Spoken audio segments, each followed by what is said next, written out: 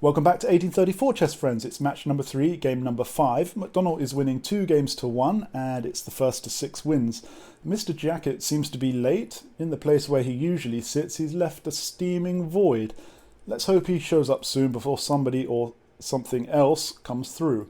Labourdonnais has the white pieces. He starts with d4, McDonnell replies with d5, and Labourdonnais plays c4. So again, the Queen's Gambit. As we all know, a gentleman must accept a gambit, but last time, in the last game, there was nearly an international incident when Labourdonnais declined the gambit. However, this time the colours are reversed, and it's McDonnell's turn to decide what to do. He accepts the gambit, as if there was any doubt. There's an air of quiet, dignified approval from the audience, and the game continues. e3, e5, the bishop captures the c-pawn, and the pawn's in the centre exchange, and we've seen these moves in a couple of games before, so I'm just going to go over them quite quickly without too many comments. Knight to f6, knight to c3, bishop to e7, knight to f3, and McDonnell castles. And now h3 from Labourdonnais protecting this square. Knight on b to d7, developing the dark square bishop here to e3, and the knight moves twice to b6, attacks the light square bishop, which retreats to b3. And now c6 from McDonnell, Labourdonnais castles, knight on f to d5, and queen to e2. And here McDonnell plays f5. And we're at the same position now as in match 2, game number 8. And more recently, match 3, game number 3. In those games, Labourdonnais played the rook to e1 here. And in the first game, McDonnell pushed f4 and ended up losing this pawn. I won't go over the sequence again here. Just remember that he went a pawn down because of this. In the most recent game, instead of pushing the f-pawn again, he pushed g4. And again, Labourdonnais lost that game. So both moves are bad.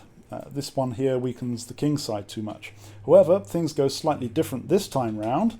Instead of bringing the rook across, Labourdonnais played knight to e5 instead. So what does McDonnell do? Well, he decides to push the pawn to f4, threatening the bishop. He's hoping that things are sufficiently different enough with this knight move that his kingside pawn attack is going to come out good. So he's attacking this bishop and it retreats. So what does he do now? Well, he pushes g4. So both of the moves that he's tried before at the same time here. Oh, it looks like Mr Hackett has shown up, better late than never. So I think that doubling down with both of these previous moves is worse than either of these moves individually. What do you think, Mr Hackett? Rook on a to e1, a couple of moves later than in the previous games, and McDonnell advances his king, because why not? And now Labourdonnais captures the knight captures back, and here Labourdonnais spots another tactic that will pick up a pawn. So what does he do? He captures the c6 pawn with the knight, and this is revealing a triple attack on the bishop here. It's defended by 2 pieces, but McDonnell just captures back with the pawn, and Labourdonnais takes out one of the defenders with his bishop. So the queen captures back, perhaps taken with the pawn would have been better, but Labourdonnais can now pick up the bishop with check, and you'll see now that McDonnell has 5 pawns to Labourdonnais 6, so bad luck McDonnell, you're down a pawn again. He's in check, so he moves the rook to block, and it also threatens the queen, so the queen backs off all the way to b4. Now here, McDonnell finally develops his light square bishop to f5, which also lets his other rook out, and Labourdonnais simply pushes his rook up to e5, threatens the queen, also threatens the bishop, although the bishop is defended by this rook. So McDonnell backs off his queen to d7, and here we have d5, Labourdonnais pushing in the center. He's seemingly giving back the pawn here, so McDonnell captures, but there was a reason for this pawn advance. It was to free the square for the queen, and now with the queen coming to d4, it's x-raying the king, ready for some nasty discovery checks when he moves the white rook away here. McDonnell is well aware of this threat, so he moves the king out of the way, but Labourdonnais pushes his wing pawn, trying to give it up to try to expose the king further to open it up to more attacks. For example, if you capture here, the bishop can come in and give a check, and it's looking very nasty. So McDonnell doesn't want to play that game. Instead, he retreats his bishop, hoping for some more time to recover and defend. But Bourdonnais just doubles up his rooks, and it's looking extremely strong up the centre here.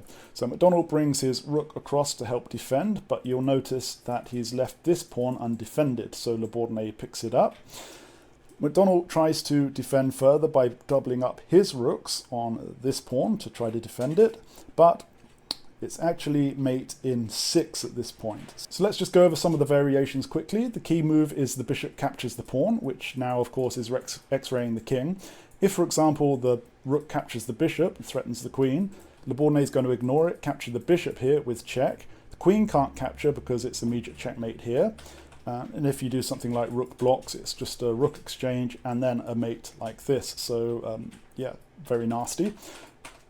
If you try something else in this, after this bishop captures the pawn, for example, maybe some random move like queen to d6, it's in the path of the bishop, but maybe it can slow Bourdonnais down, then the queen's just coming back here.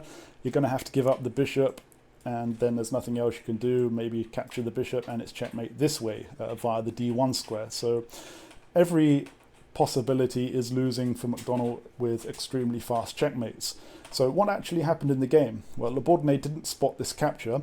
He played queen to e5, and this is something of an inaccuracy because it enables McDonnell to drag the game out a little bit longer if he were to find the correct move. So let's go over the correct move. It's rook to f5, and now Bourdonnais is going to capture the bishop, and we have a queen exchange. The rook blocks, and we have a rook exchange, and we end up with Bourdonnais being ahead by a pawn and a bishop. However, as I think you must have guessed by now, McDonnell did not find this rook move. Instead, he played his bishop down to g4, I think intending to block the queen coming in from this direction and checkmating this way. But unfortunately, it just leads to a very quick checkmate regardless. Because Bourdonnais plays his rook to h5, which gives a check. Now, if the king comes here, of course, it's checkmate like this. So he doesn't move his king, he captures the rook with the bishop, and the queen comes in here and delivers a checkmate on g5 anyway. So well done, Bourdonnais. You were very dominating in this game. I hope McDonnell has learnt his lesson about pushing too many pawns in front of his king.